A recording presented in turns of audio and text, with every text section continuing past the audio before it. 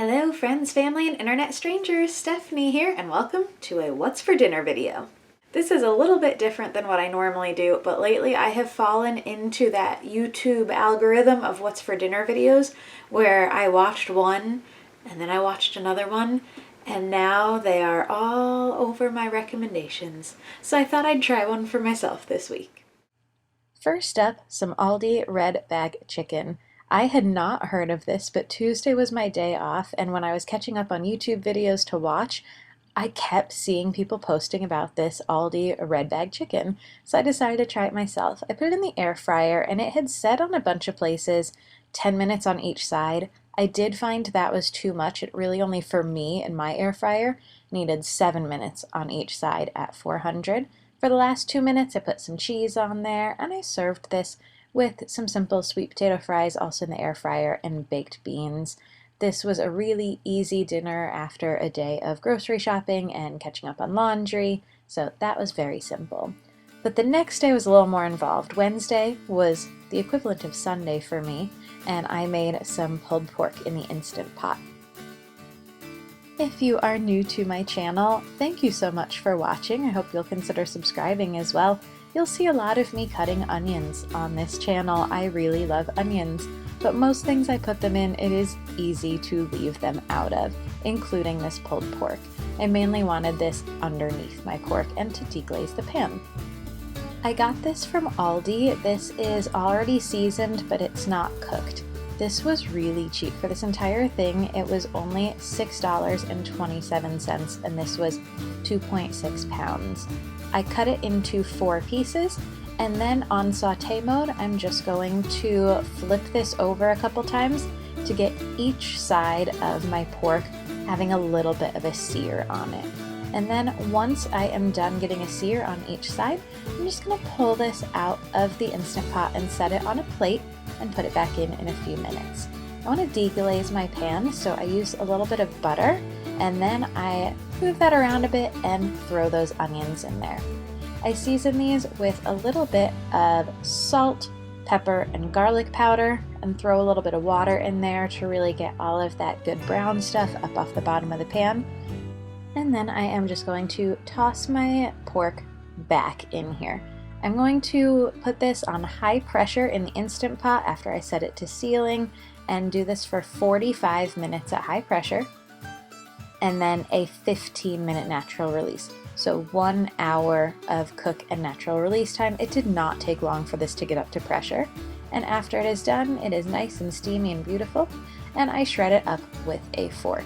I am careful though not to go all the way to the bottom of the pan. I don't want to scrape up my Instant Pot, but the fork is the easiest thing to use to shred this, and it shreds really easily. Next up, I'm going to add some barbecue sauce and then stir it in and let it sit so it can help thicken up that sauce and get some of that barbecue sauce flavor in there, and this was really good. I served this as a sandwich. I had some brioche buns left over from the night before, so I served it with broccoli and some baked beans. Next up, some pasta. I had asparagus, also from Aldi. I swear this is not an Aldi commercial. I just have fallen in love with Aldi lately. So I am cutting up some asparagus and saving half to use for another night. If you could not tell by the name of my channel, I am single. I generally cook small portions of things, only enough for myself. I don't like leftovers. So one thing you may notice in my videos is that I tend to use 2 weeks in a row the same ingredients, or in this video, I'm using some similar ingredients multiple nights. I'm trying to get better at finding ways to use the same thing.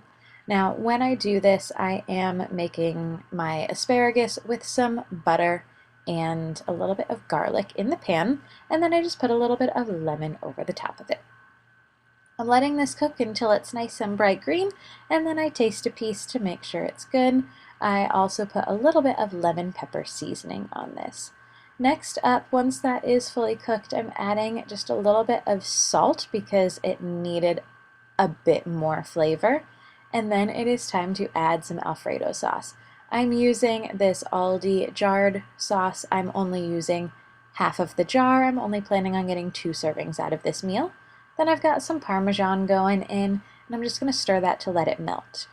I pre-cooked my pasta. I did mine in the Instant Pot, and I made enough to make 2 different things, so you'll see this pasta come back again tomorrow.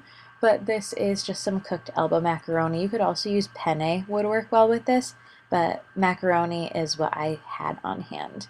I made a little bit of garlic bread. I sprinkled a little bit of that lemon juice over some of my Aldi chicken. I was just in the mood for a little protein, and that was all I had, chicken-wise. So I put a little bit of Parmesan on top of that after I took this video as well, but this was pretty tasty. Next up, here comes our pulled pork again with some pulled pork mac and cheese. When I make garlic bread, which is what I'm doing now, I will use melted butter in a pan when I'm making something else and a little bit of garlic, and then I just put all of my pieces of bread right in that and throw it in the air fryer for about 2 minutes on whatever setting it comes up to, whatever I've used last. It really just needs to get brown on top. Next up, I am making my cheese sauce. I'm using 2 tablespoons of butter and 2 tablespoons of flour, and there's only a little bit of garlic left in there. I figured it would still go well with the mac and cheese, even though it was mainly for the bread. So I'm whisking this all together and then adding some milk. I'm going to add 2 cups of milk to this. And then I am using cheese. I've got Colby Jack cheese is what I had on hand, so that's what's going into this mixture here. Now this is not just for me, so this is not a single serving. This one is going to feed multiple people because I decided instead of trying to find ways to use pulled pork 4 nights in a row because of how large it was, I would share the love and share some of this with friends. So I made this pulled pork mac and cheese and brought it over to my friends. I'm stirring in my cheese and just letting it melt, and then once it gets melty, our pasta from yesterday is making a comeback. This is a great way to use up leftovers. If you have leftovers and you don't know what to do with them, throw them in a mac and cheese. You really can't go wrong with throwing leftovers in mac and cheese. Well, I'm sure you could. There are probably ways that you don't want mac and cheese, but in general, good rule of thumb is throw something in a mac and cheese. I loved when my macaroni came out in one giant clump from the refrigerator. My roommate was home at this point, and she also got a kick out of the just large chunk of macaroni that held its shape. But once I started warming it up, it did go down to a normal size. Once this is all stirred up, I am saving a single serving for myself and then taking this over to friends. So I've got my leftover pulled pork from Wednesday, and I am just throwing this on top. And then once I have all of my pork in a nice layer on top of that mac and cheese, I am going to throw on a little bit of sprinkled extra cheese as well and some barbecue sauce. And I will have a recipe for this posted in the description box below with all of the seasonings and stuff that I added to my cheese sauce. I wanted a little bit of crunch on top of here as well, and I had some bugles, so I decided to crumble those up on top just to give it a little bit of texture, and this turned out really well. After I have everything on it, I'm just going to put the lid on it and throw it in the air fryer. This was easy to make ahead, and then once my friends were home, I simply threw it back in the air fryer for 5 minutes to warm it back up, and it was good to go.